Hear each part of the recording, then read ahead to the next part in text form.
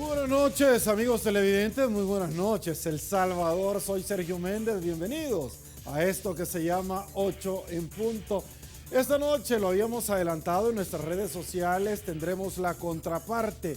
Y es que luego de la resolución de la Sala de lo Constitucional de la Corte Suprema de Justicia en torno a dar la suspensión del acto reclamado en torno a la medida cautelar solicitada por la parte que en su momento los empresarios del transporte público de pasajeros solicitaban que se revocara la posibilidad concreta de que el Citran siguiera utilizando en una forma exclusiva el carril segregado, porque esto es contrario a la Constitución. Pues esta noche estaremos conversando con don Miguel Castaneda, quien es representante y presidente de la Unión de Empresas Citran. Con él vamos a conversar sobre ese tema y todos aquellos tópicos que están íntimamente relacionados con el transporte público de pasajeros. Antes le planteo la pregunta, El Salvador, para que usted pueda ser parte activa de la entrevista 8 en punto, la cual dice así: ¿qué opina sobre la Unión de Empresas del Citran que quiere demandar al Estado ante la decisión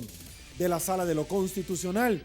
Esa es la pregunta que hemos planteado y hemos colgado sobre la mesa para que usted, por supuesto, nos pueda acompañar. Permítanos, antes de iniciar, saludar a quien gentilmente, noche tras noche, hace posible el primer segmento de la entrevista 8 en punto, como lo es Banco Agrícola.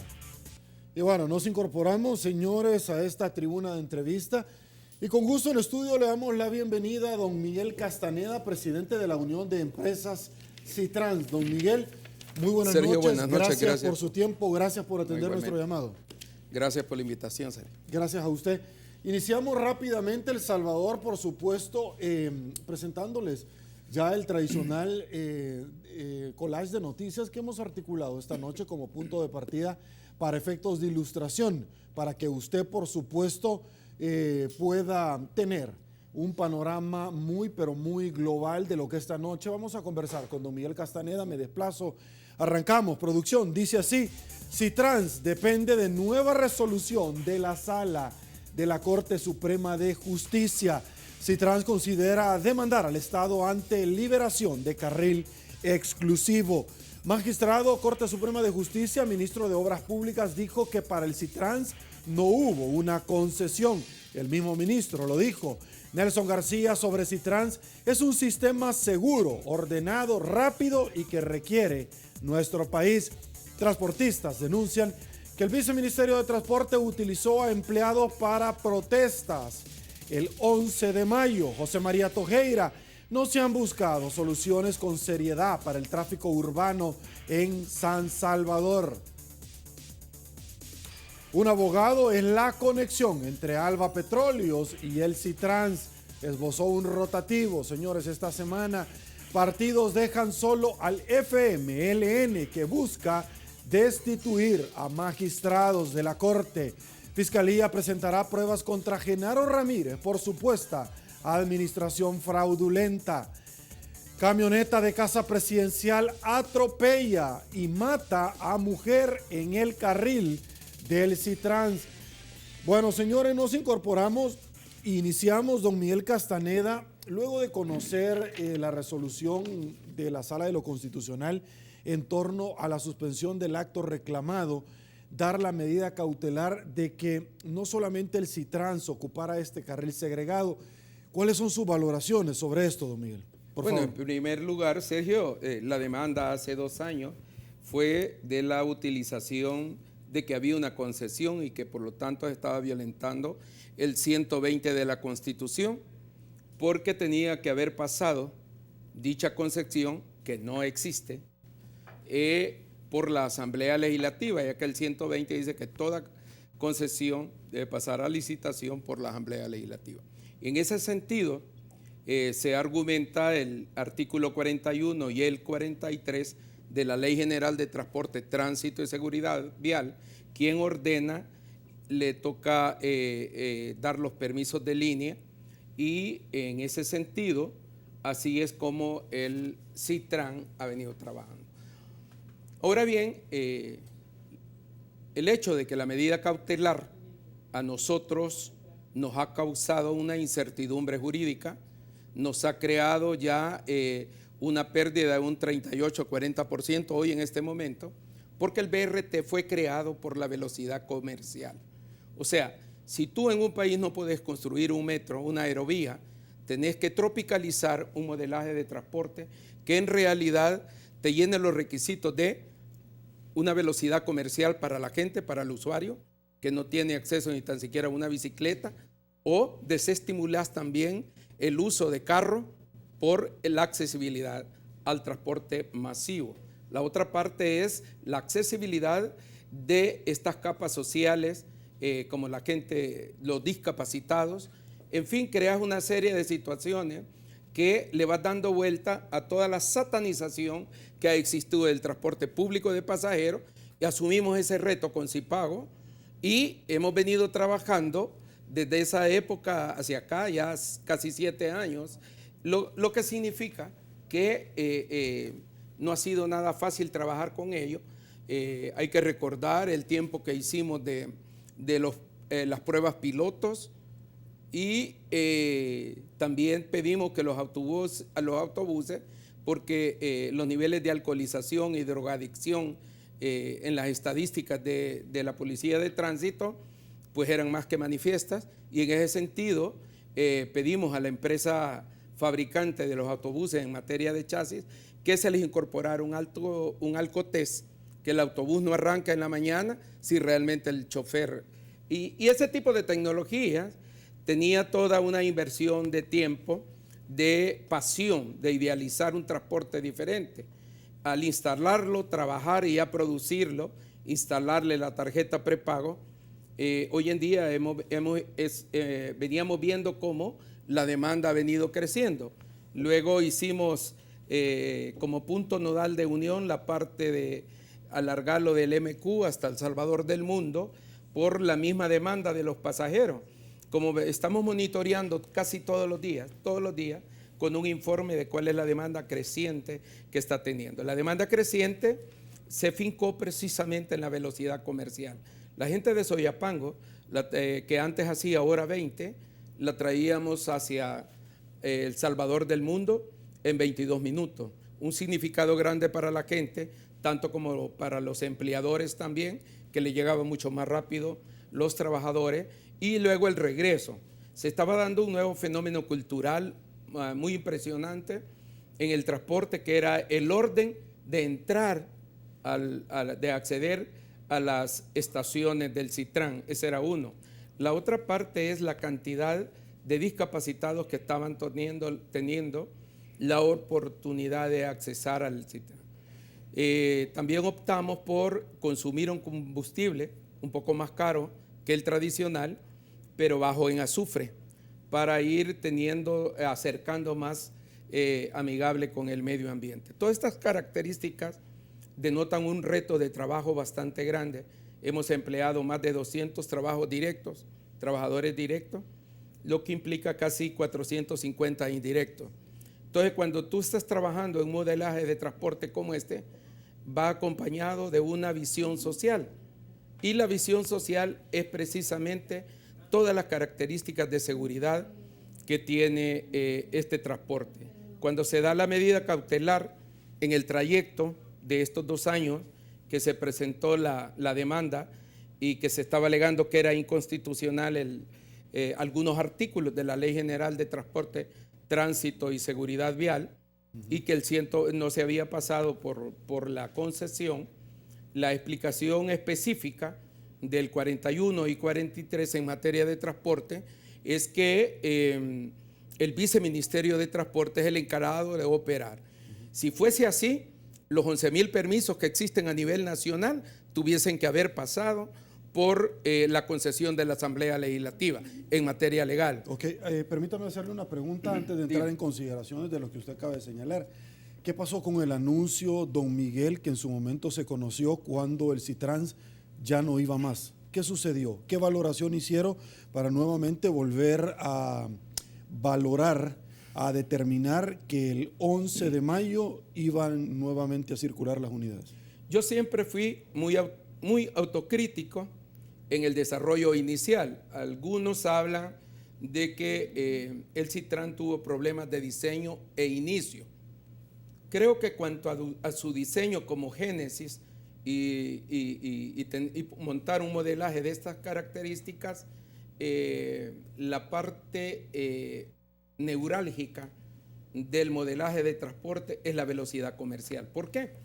Porque yo decía desde el principio, le hablábamos con el viceministro, que a nivel de ingeniería técnica y tránsito se diseñaran los semáforos para todavía darle mucho más velocidad. Yo en lugar de 22 kilómetros, de 22 minutos, habíamos estudiado con los colombianos y algunos brasileños que vinieron, de que con la sincronización de semáforos nosotros íbamos a estar haciendo de 15 a 17 minutos. Esto es bien importante porque estimulás al que tiene moto que deje la moto, al que tiene bicicleta que deje la bicicleta, al que tiene carro lo deja y vas optando a masificar el transporte. Cuando tú desarrollas un esquema como este, vas viendo el crecimiento de la demanda. Cuando ya andábamos en 22, 24, 25 mil, llegamos a 45 mil la demanda. Y estaba en tendencia creciente. Entonces le apostábamos, solo para aterrizar, le apostábamos con la otra cantidad de 171 buses, que ya los tenemos preaprobados en Brasil para traerlos, íbamos a suplir la demanda de 450 mil pasajeros de la cuenca de Soyapango. Entonces lo importante de esto es que había sentado la génesis con todas las pruebas piloto, pero ibas con una tendencia de crecimiento. Cuando del jueves para acá tenés tú una tendencia de crecimiento de un 35 al 38% hasta estos días, entonces el significado en la operación con la planilla que tenés, ya el punto de equilibrio empieza a caerte en saldo rojo y no te podés ir endeudando. Porque es una operación contable, financiera, montada diferente a lo tradicional. Por ejemplo, hay empresarios que dicen, es que nosotros vamos coyol quebrado, coyol comido. No, esto hay que verlo con seriedad por la adquisición de deudas que tenés con los proveedores también. Entonces, en esa medida, como esta empresa, bueno, estamos en saldo rojo, no podemos seguir. Pero fue en sí la medida cautelar. Y cualquiera me puede decir, ¿pero por qué? Si no habrá, la demanda no se puede caer. Como no, se cae porque la demanda va en crecimiento por la velocidad comercial que le das. ¿Qué cambió entonces si valoraron que ya no era rentable y se perdía, se rompía el punto de equilibrio? ¿Por qué seguir entonces? No, es que esa es la cuestión. La posibilidad de demandar al Estado también, de no seguir. Yo soy de los que dije, es porque nos vamos a seguir endeudando, Sergio. ¿A cuánto vamos a llegar con esa pérdida mensual si estamos ya abajo del punto de equilibrio? Por eso le pedimos a la presidencia qué se va a hacer al respecto. Porque si te vas, quedas abandonada, todo el proyecto queda abandonado. Ahora, hoy mismo, fíjate bien el efecto que está produciendo. Y te voy a decir algo, la ponderación, y tú lo sabes como abogado, que la ponderación ahí falló, porque de darle privilegio al del carro, yo no digo que hay que marginarlo. Claro que tiene su derecho y él tiene el uso de vía, el del carro, de ese uso público de la calle. El que no tiene carro lo hace a través de un bus y en este caso lo está haciendo. Son 45 mil usuarios el que los carros en el bus. La exclusividad, solo permíteme para aterrizar y la idea no se me vaya. La exclusividad es para la gente, porque en el autobús se traslada. Tú tienes tu carro, el derecho de ese uso público de la calle lo tenés a través de tu carro. En este caso es a través del autobús. Entonces, la exclusividad es para esa gente. Sí. Entonces, como el subsidio para la gente no es para el empresario. Correcto. Correcto. Ahora, pero en alguna medida usted determina que el que haya ingresado el transporte particular ha afectado la finanza, ¿cierto? Precisamente porque ya no se pueden desarrollar. Yo recuerdo que ustedes en el mes de diciembre del año pasado sugirieron de que el Citrans, el carril, se podría abrir para personas particulares, don Miguel. ¿Quién sugirió eso? Lo sugirieron varios empresarios, de los cuales... No, al menos yo no le he sugerido porque estaba en el proyecto desde el inicio. Yo le he dicho que he sido un tanto más radical desde el inicio porque conozco el proyecto, lo hemos estudiado. Entonces, el significado de inversión de este modelaje era tan radical como eso. Si era posible hasta ponerles una malla. Pero vaya, el acceso del rodado privado te detiene la velocidad desde el momento en que le das. ¿Cómo funciona en 268 puntos del mundo? Así como está. Y así debe funcionar. Ok, aguántame un ratito, vamos a seguir profundizando sobre este tema. Hacemos la primera pausa, esto se llama 8 en punto. Volvemos.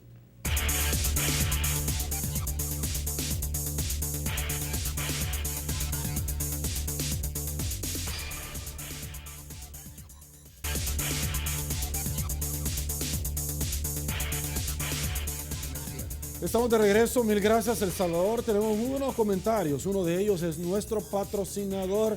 Cuando llegue la gripe, toma Virogrip, que alivia todos los síntomas de la gripe, incluyendo la tos. Toma Virogrip y adiós a la gripe. Soy Sergio Méndez y aquí vamos de nuevo.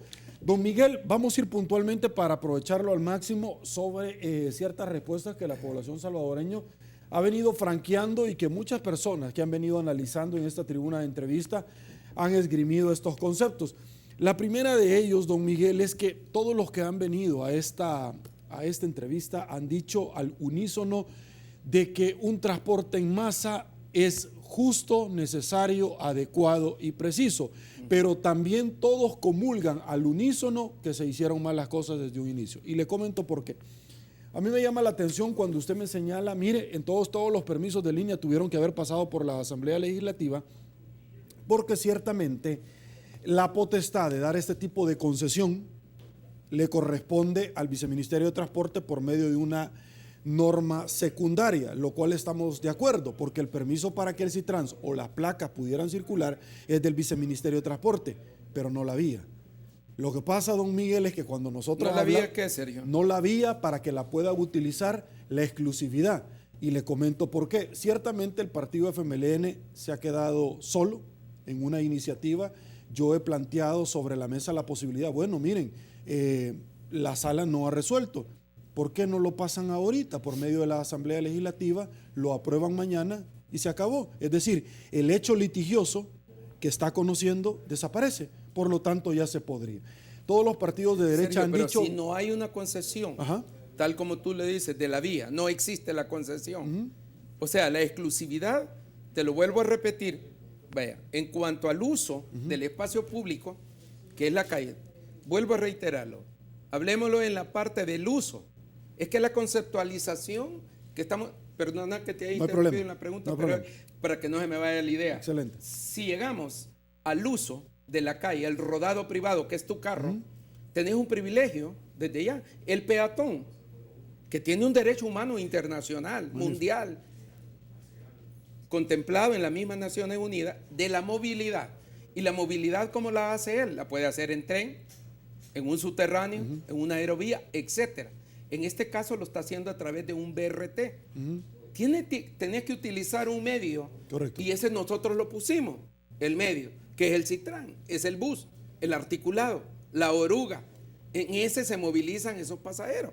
Entonces, la ponderación, vaya, tú que eres abogado, la ponderación de las características de la medida cautelar es previsional, lo sabes bien, es, debe de tener la parte esa de la discrecionalidad en justicia, ponderación. Y ese argumento lo presentaba bien clarito el presidente de la Sala de lo Constitucional. Entonces, si llegamos a este aspecto y le crea incertidumbre a esto, cuando tú preguntabas desde el principio y decir, es que es el origen, vamos a decir que es el origen del mal, va, como en la película, yo te estaba diciendo de que aún así debió de haber sido el origen mucho más radical para darle mucho más velocidad, porque si no se muere el ahora, sistema. ¿sabe qué es lo que sucede, don Miguel? Bueno, ya se incorpora con nosotros don Eduardo Villanueva, vicepresidente de la Unión de Empresas Citrans, que se encuentra en 8 en punto. Un placer tenerlo en su casa. Muchísimas gracias por su tiempo. Qué gusto verlo, Sergio. Gracias. Las disculpas del caso porque tuvimos un pequeño Sabemos retraso, que estaba teniendo compromisos profesionales. Pero bueno, aquí estamos para también acompañar a don Miguel y gracias. a la ciudadanía, ¿verdad? Gracias, les agradezco. Don Eduardo, yo le planteaba a don Miguel, antes de que usted se incorporara, que todas las personas que han venido acá, todos han determinado de que El Salvador necesita un transporte como el Citrans, un transporte en masa. Yo le planteaba a don Miguel que todos también están de acuerdo que quizás el tema es el hecho generador, es el génesis, es de origen.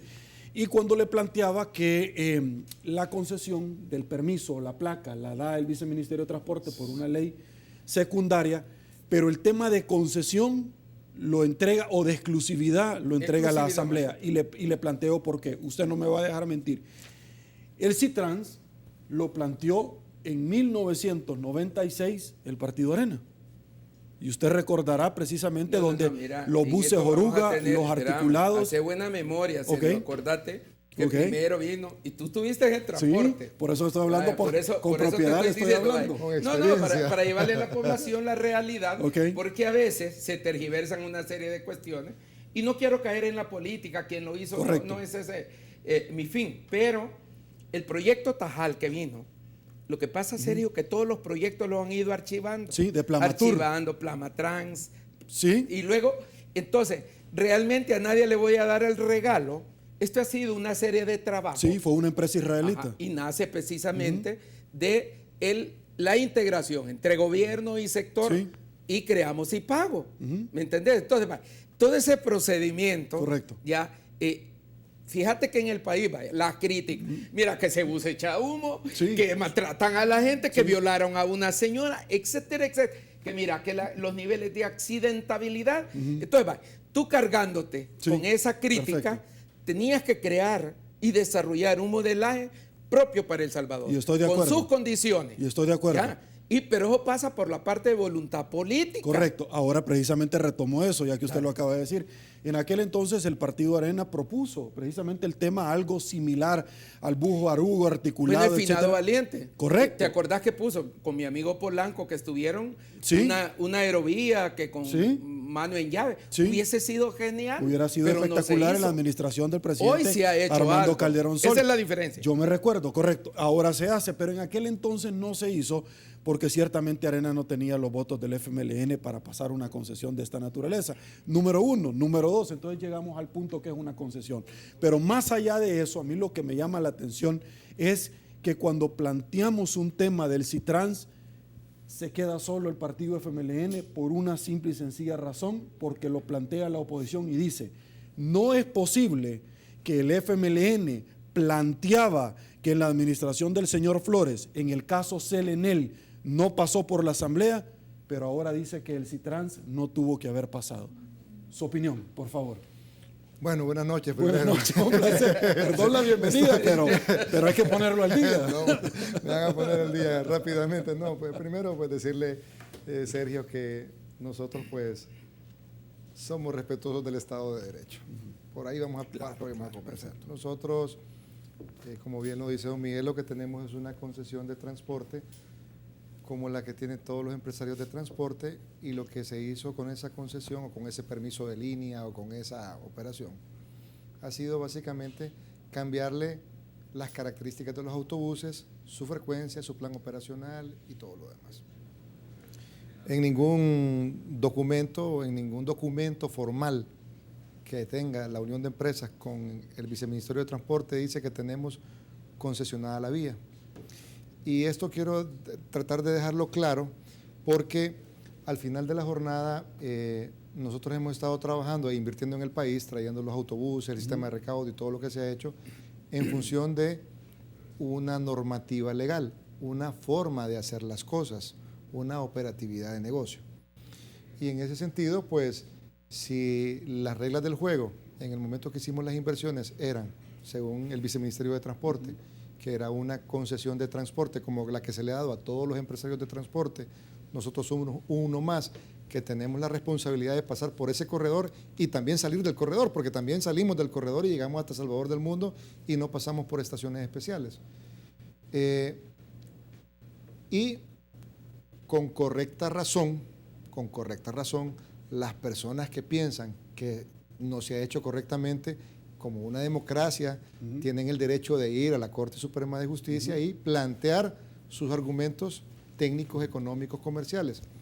Las cosas que a mí en lo personal y cuando analizamos en el grupo inversor vemos que no nos ha caído bien todo esto, es que hemos quedado en medio del sándwich porque hacen ver como que nosotros estamos cometiendo una ilegalidad. Y eso es lo que quiero dejar claro ante toda la ciudadanía. Nosotros tenemos un contrato firmado con el gobierno de El Salvador a través del Viceministerio de Transporte, que ya se lo voy a enseñar, y ese contrato en ningún lado dice que tenemos ese tipo de concesión. Entonces, las personas que han manifestado esta inconstitucionalidad o este recurso, lo presentaron a la Corte como cualquiera lo puede hacer. Lo que nos ha dejado a nosotros un poco pensativos es que por qué no se presentó, no se aceptó el recurso de la medida cautelar en el momento que ellos presentaron. Hemos estado trabajando 2 años. En el 2015. En el 2015. Fue denegada 2 veces. Hemos estado trabajando 2 años. Fue inadmisible porque no cumplía los requisitos, pero sí se puede volver a replantear. Claro, y lo podrían volver a hacer. Pero a lo que quiero llegar es que y entonces usted trae sus autobuses, empieza la prueba piloto y empieza a operar el sistema, con sus errores, con sus dificultades, con sus cosas que mejorar, y poco a poco hemos ido mejorando, pero nos dejaron operar, es decir, no nos dijeron no operen. Pasó 1 año, pasó un segundo año, y con esto no quiero decir que la preocupación que tenemos, la molestia que tenemos va orientada a la decisión que ellos puedan tomar, que la Honorable Corte Suprema de Justicia pueda tomar, porque nos vamos a pegar a lo que la Corte diga. O sea, eso no está en discusión, no está en... el tema es que hemos venido operando con cierta frecuencia, con cierto tipo de servicio, en ciertas condiciones que están plasmadas en un contrato que tenemos, y de repente, de un día para otro, con una medida cautelar, las condiciones operacionales del plan cambian, y esa es realmente la preocupación que nosotros tenemos, Sergio. No nos queremos poner a discutir si va por un lado, si llega por aquí, si va por allá, si lo aprueba uno o el otro, sino más bien como operadores decirle a la población que estamos más bien ansiosos y esperando que la Corte Suprema de Justicia resuelva. Y quiero comentarle a la opinión pública que como Unión de Empresas nosotros hemos comparecido al proceso ya como terceros interesados. Este que tengo acá, ese documento, correcto. Como terceros interesados. ¿Por qué? Porque al final de la jornada, el que, entre comillas, está cometiendo la ilegalidad y el ataque que le están haciendo es a nuestra empresa. Sí. Entonces, nosotros, esta demanda fue contra la Presidencia de la República, no contra nosotros. Pero nosotros, como ser interesados importantes dentro de este... Porque los que han puesto plata somos nosotros. O sea, nadie a nivel de inversión privada ha puesto dinero más que nosotros. El gobierno ha puesto dinero en infraestructura. Entonces, hemos puesto nosotros esta comparecencia como tercera parte interesada para que la Corte Suprema de Justicia también escuche cómo nosotros vemos esta operación. Qué contratos tenemos de inversión, qué préstamos hemos efectuado, qué inversiones hemos hecho. Incluso el anexo 7 de esa comparecencia refleja y anexa lo que es una copia de nuestro contrato de concesión. Usted lo puede repasar de punta a punta y en ningún lado dice que nosotros podemos explotar la vía, podemos explotar la infraestructura, podemos explotar las terminales, las podemos administrar. Es más, parte de esta responsabilidad que tenemos es, sí, cumplir con una velocidad, tratar de no tener accidentes, dar un servicio correcto, que nuestros motoristas hagan un alcotest, que nuestros vehículos no contaminen el medio ambiente. O sea, esas son las obligaciones que tenemos como empresa. Y mantener la tarifa más competitiva posible. Y aquí voy a hablar del tema que nos decían. Y entonces ustedes, ¿qué le están pagando al Estado por el uso de esa explotación de ese bien? Porque esa es la siguiente pregunta que siempre nos han planteado. Entonces, este modelo económico es sencillo. Tenemos una inversión que hizo el gobierno de la República por $45 millones.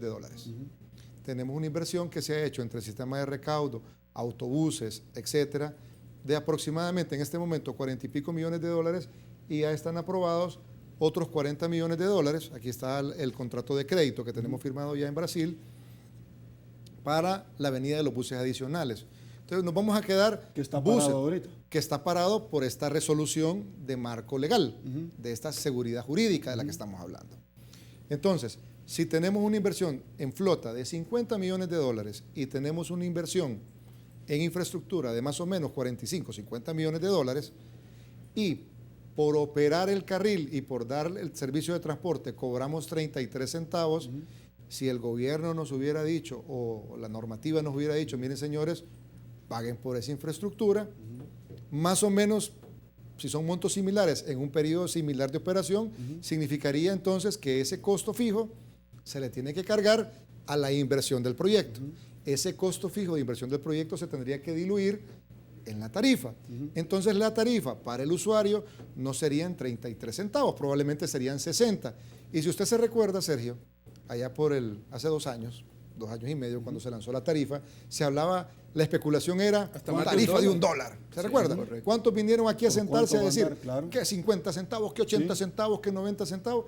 Quiero decirle a la ciudadanía que la tarifa técnica del sistema más o menos anda por el orden de 80 centavos, que incluye sistemas de recaudo, infraestructura, vehículos, transporte. Entonces lo que hizo el gobierno de la República en una estrategia de reducir la tarifa hacia la ciudadanía fue: nosotros hacemos la inversión en un préstamo concesional del BID aprobado por la Asamblea Legislativa de $45 millones para nosotros bajar y quitar ese componente de la tarifa técnica de la inversión.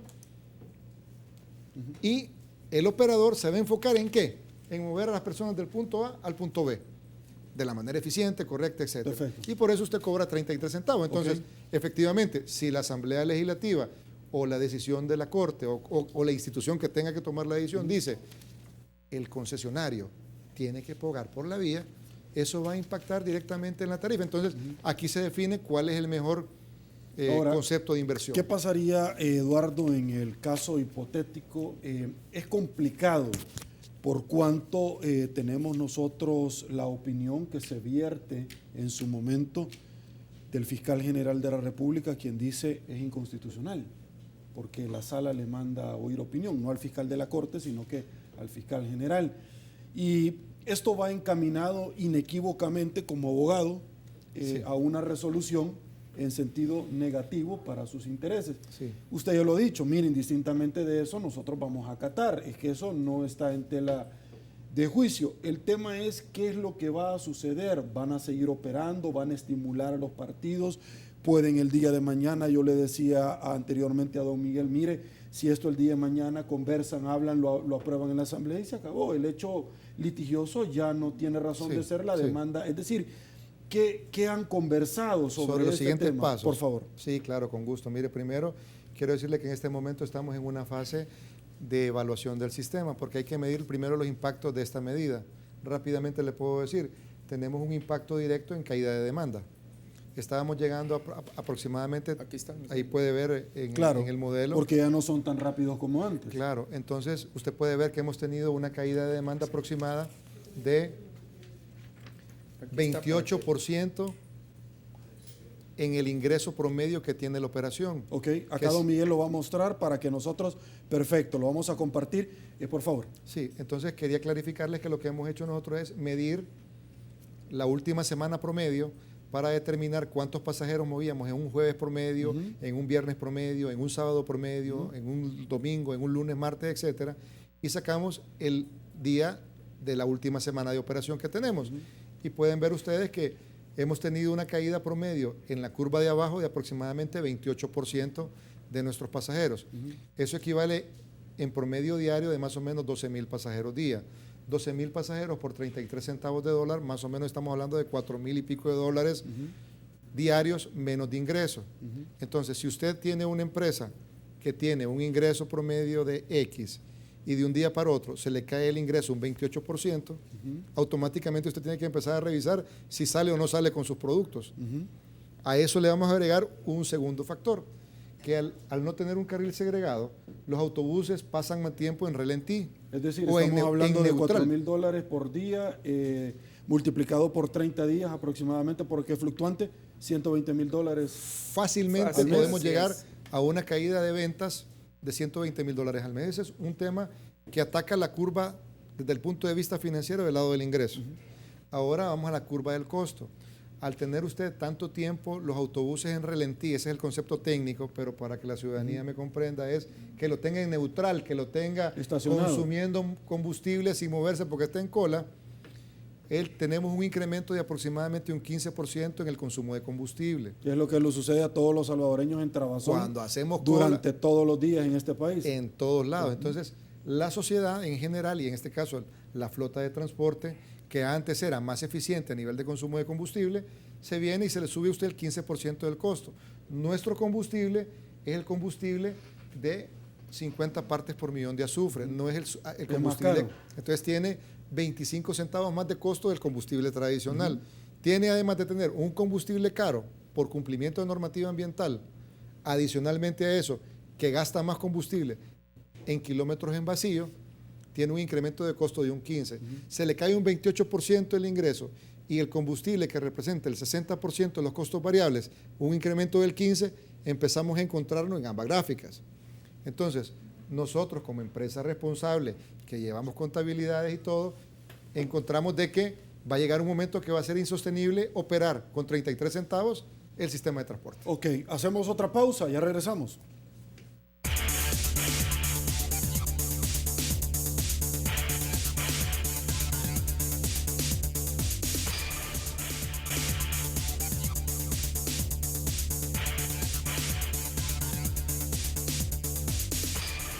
Muchísimas gracias, El Salvador, por su preferencia. Eduardo, terminamos la idea de la pregunta que van a hacer.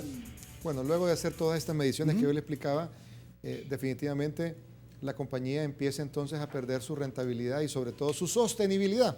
Porque aquí no es un tema de ganar dinero o perder dinero. Aquí es un tema de que a través del tiempo usted tenga un negocio que sea sostenible. Sí. Entonces, definitivamente, hemos estado seriamente considerando parar la operación, porque nuestro modelo financiero y operativo no contaba con un carril mixto, sino que con un carril que fuera segregado para la operación de transporte. Entonces, como la Corte todavía no ha definido, nosotros tenemos todavía oxígeno para poder aguantar, pero ahí es donde les pedimos la celeridad. Que resuelvan, positivo o negativo, pero que resuelvan. Y por eso nos mostramos parte de este interés, porque ya también nos están afectando nuestra operatividad. Y por último, decirle también a la ciudadanía que esto es un punto, tal vez, la noticia positiva más importante que hemos tenido en estos últimos días como Unión de Empresas. Y es la siguiente, Sergio. Estaríamos preocupados si hubiéramos tenido una caída en la venta de los saldos de transporte. O sea, si la ciudadanía hubiera dicho, ¿saben qué? Ya no vamos a usar el sistema de transporte. Mejor empecemos a gastar el saldito que tenemos y no sigamos recargando y utilicemos medios alternativos para poder... Y han seguido recargando. Y tenemos un poco más de $500,000 en el fondo de pasajes adelantados de transporte en el Bandesal, en el fideicomiso. ¿Eso qué significa? Que la gente, que el usuario, a pesar de la medida cautelar, a pesar de los choques que habrán habido, a pesar de todos los problemas que se han dado, está diciendo... Todavía creemos que el sistema es bueno, todavía funciona y confiamos en ustedes. Y ese es realmente nuestro verdadero desafío. Si nosotros hubiéramos tenido una caída de venta de saldos, hubiéramos tenido una caída de venta, de esa venta que ya está pagada por anticipado, le digo que en este momento yo le estaría diciendo al gobierno, mire, muchas gracias, pero gracias a Dios, la ciudadanía está confiando en la calidad de servicio que estamos dando y no hemos tenido accidentes. Don Miguel, voy con usted a comparar peras con peras. En su momento se ha ponderado la posibilidad de demandar al Estado, incluso ustedes lo han dicho. Sí, es válido. Y el Estado ciertamente somos todos nosotros. Lo interesante del asunto, y yo se lo quiero plantear, porque también lo intentó bajo una concesión que se le iniciaron dando los permisos, similar a usted, la minería verde, Pacific Rim. Se fueron a un arbitraje internacional, no pasó por la Asamblea, se cayó. Sin embargo, hay otra resolución de la Sala de lo Constitucional y yo quiero plantear esto porque mi único objetivo al invitarlos a ustedes, anteriormente al viceministro de Transporte que estuvo acá, anteriormente a los caballeros que en su momento presentaron esta demanda, es tener todos los puntos a los lados de la moneda. Si puede haber un triángulo, de pronto lo traemos acá. El tema, don Miguel, es que en el caso eventual de una demanda de indemnización, la sala también ya virtió una resolución con antelación donde dice, señores, ya no es el Estado responsable, sino que el funcionario con su patrimonio, el que dio, y si es el viceministro de Transporte, él tendrá que responderles. Voy con usted. Bueno, y serían los abogados los que tendrían que ventilar ese juicio de demanda y serían ellos los que tendrían que ver los pros y los contras de esta situación. Eso yo para decirle cuál va a ser el resultado, pero lo que se ve es que hubo un daño al desarrollo, hubo un daño a una nueva modalidad de transporte, hubo un daño a esa gente que se está movilizando todos los días y que hoy ya tiene que mañanear más, hoy tiene que buscar otros medios de movilidad, ¿verdad? Porque ya no le da la velocidad comercial desde que iba a dejar a su hijo al colegio y luego regresaba para estar en su centro de empleo. Estas son las situaciones reales por las que atravesamos, no por el cumplimiento del strictum derecho y las obligaciones que tal o cual medida genera, porque esta se genera detrás de una habitación, de una oficina, de aire acondicionado, la realidad y toda la situación. Y quería aprovechar, mira, todo lo que está pasando, Sergio. 2 accidentes. Esto ya van más de 17 desde que la medida fue dada. Y aquí pueden ver, y me gustaría que lo vieran los amigos, para que vayan viendo, mire la cantidad de accidentes a diario que se están dando. Y esto es importante, mire, acá un señor quitando los sapos, mire, para que lo enfoque, está quitando ya los sapos de los separadores. Entonces, esta es la anarquía que nosotros hablábamos en que se iba a caer. Mire el accidente en camión, un camión comercial, aquí empujando a otro carro. A eso agréguele usted que se va a pique la velocidad comercial del Citram para lo que fue creado. Ya en imagen. Ahí está, ya lo tiene. Gracias, Qué ya bueno. lo busco producción. Bueno, eso es lo importante de todo esto, de que la realidad que estamos pasando. Y yo me pregunto, Sergio, ¿y cuál es el futuro del transporte en el país? ¿Cuáles van a ser los nuevos retos? O sea, ¿qué vamos a hacer en este país para irle construyendo a esa gran mayoría que demanda de movilidad comercial, que demanda de seguridad, que demanda de accesibilidad, que el medio ambiente está con las normas internacionales? Mira esa, y puedes ver esa, y así es un montón. Y ese señor ahí, bueno, y que no han pasado las fotos de los carretones que ya están estacionando y vendiendo. Entonces, estas son las realidades por las que estamos pasando. Entonces, nosotros, como bien dice Eduardo, respetuosos del Estado de Derecho, pues sí, pero las consecuencias de la incertidumbre de inversión en este país, ¿cómo quedamos nosotros? ¿A quién vamos a demandar? ¿Tú crees que venderíamos el Citran así como está ahorita? ¿Quién lo compraría? Entonces arruinaste un proyecto apasionado, ¿verdad?, con ideales, donde metimos a 2.600 empresarios de buses con un precio simbólico de $50 por acción, emocionados todos, y esta es la génesis. No es fácil el trabajo del transporte en el área metropolitana de San Salvador, pero en fin, es lo que tenemos, así estamos, y es lo que tú estás preguntando. Perfecto. Producción, acompáñeme una nota del periódico El Tradicional Collage que le mencionábamos. Eduardo Villanueva, quizás es reiterativa esta pregunta, pero conforme vamos avanzando nosotros, van surgiendo otros elementos que se integran a los que ya se han contemplado anteriormente. Un rotativo esta semana determinaba, ahora es día viernes, alrededor del día miércoles salía de esta semana, donde determinaban que había un punto común entre el Citrans y otro tipo de empresas, y era un abogado, que en este caso era la vinculación de Alba Petróleo. Acompáñenme, producción, porque lo presentamos al inicio y quizás es reiterativa, pero van nuevamente, en la medida en que vamos avanzando, van saliendo nuevas investigaciones de diferentes periódicos digitales, rotativos, que van aunando cada vez más otros elementos que hay que ponderar. Seguro usted lo vio en su momento, este rotativo, y es ese. Un abogado es la conexión entre Alba Petróleos y Citrans. Su opinión. Bueno, mire, comentarle, Sergio, que yo tuve a bien, desde que se dio todo esto, de los Panama Papers, ¿sí?, de la señora Funes. Conversamos acá, Funes, de hecho, claro. ¿Se acuerda que platicamos?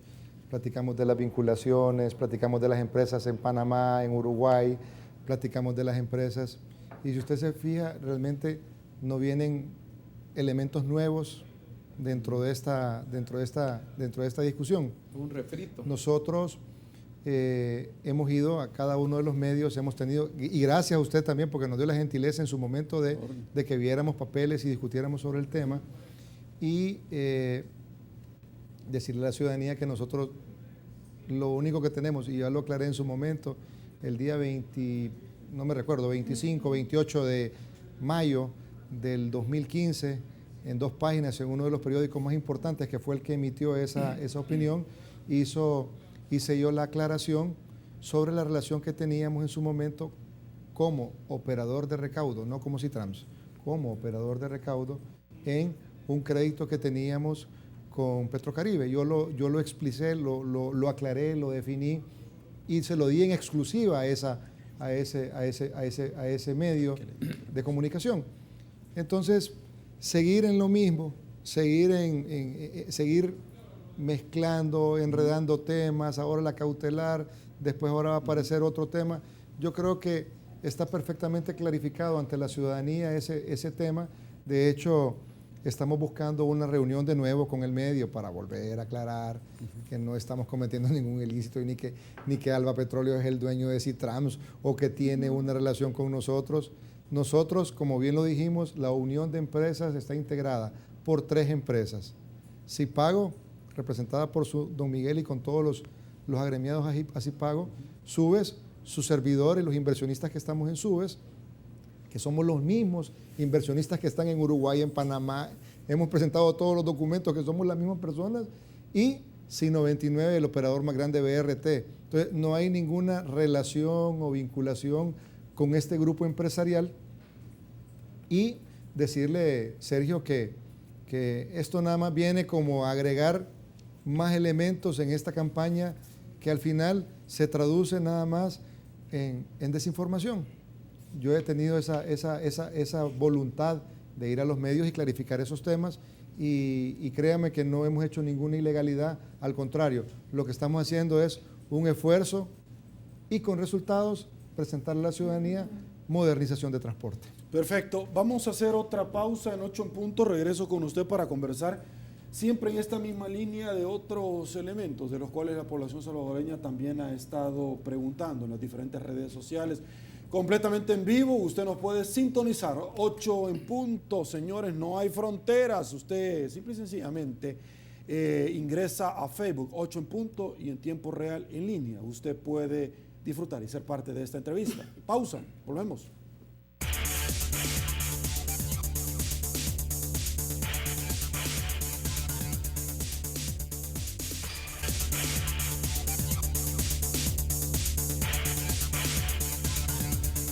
Muchísimas gracias, amigos televidentes. Seguimos conversando con don Eduardo Villanueva, Miguel Castaneda, ambos del Citrans. Don Miguel, voy con usted.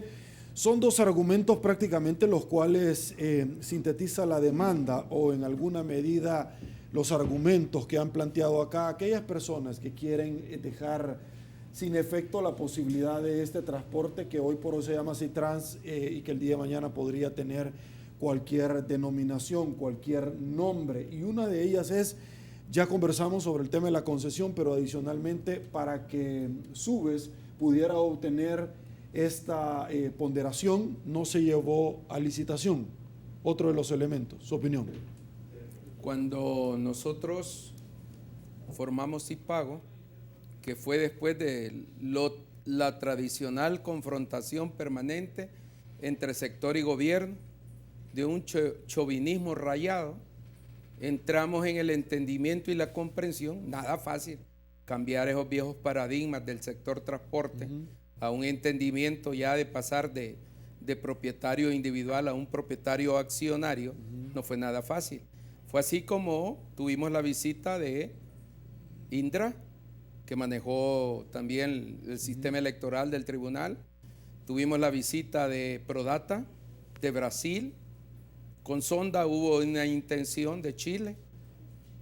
Y nada, porque cada quien decía, habíamos hablado mucho tiempo atrás también con la ingeniero Ollarvide de Pagobús, pero nadie se atrevía realmente a impulsar una inversión.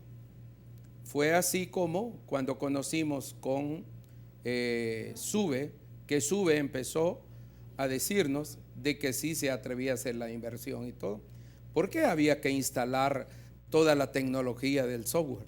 Entonces fue así como nosotros entendimos que con Sube era lo más importante de seguir adelante, porque se tropicalizaba todo el modelaje de inversión.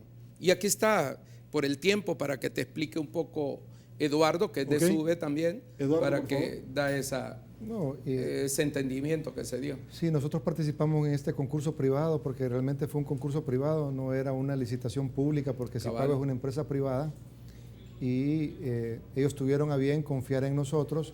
Nosotros hemos traído toda la tecnología. Mucha gente decía, es que no tienen experiencia, es que solo tienen 2 meses de haber formado la empresa en El Salvador. Tienen razón, en El Salvador no existía empresa de recaudo, había que formar la empresa, Sergio. En El Salvador no estaba Starbucks y había que montar un Starbucks en El Salvador. O sea, sí, nosotros tenemos el conocimiento y para muestra un botón, hemos tenido en la actualidad más de 45,000 usos día y no hemos tenido ningún reclamo de ningún usuario por saldo. Entonces la compañía efectivamente le ha dado las garantías, los respaldos, cuida el fideicomiso y eso es el respaldo que Sipago tiene de SUBES. Magnífico. Llegamos al final de la entrevista 8 en punto. Eduardo Villanueva, muchísimas gracias por habernos acompañado. Muy fino. Le agradezco su tiempo. A usted. Solamente quiero entregarle, Sergio, por favor, el informe ejecutivo de la operación de la Unión de Empresas. Acá lo tenemos. Ahí está un detalle completo de todo lo que ha sido nuestra operación, cómo funciona el BRT. Perfecto. Y las ventajas y beneficios que tiene el sistema. Para que lo estudie y tenga más información del sistema. Don Miguel Castaneda, Sergio, gracias nuevamente por tener la fineza de invitarnos a su programa. Tienen las puertas abiertas para todos, para que la población salvadoreña pueda conocer los diferentes ángulos de la noticia y que puedan ellos, por supuesto, tener su propia valoración. Saludo a la Caja de Crédito de Colón, señores, porque es parte activa de la entrevista 8 en punto. Yo me desplazo y les quiero presentar la participación ciudadana de esta noche, rápidamente bajo la pregunta que colgamos al inicio del programa que decía, ¿qué opinas sobre la unión de empresas y trans que quiere demandar al Estado ante la decisión de la Sala de lo Constitucional o probable decisión que más adelante también se pueda vertir, además de la medida cautelar? Un 38 que estoy de acuerdo, un 11 que se debe de evaluar, un 51 no estoy de acuerdo.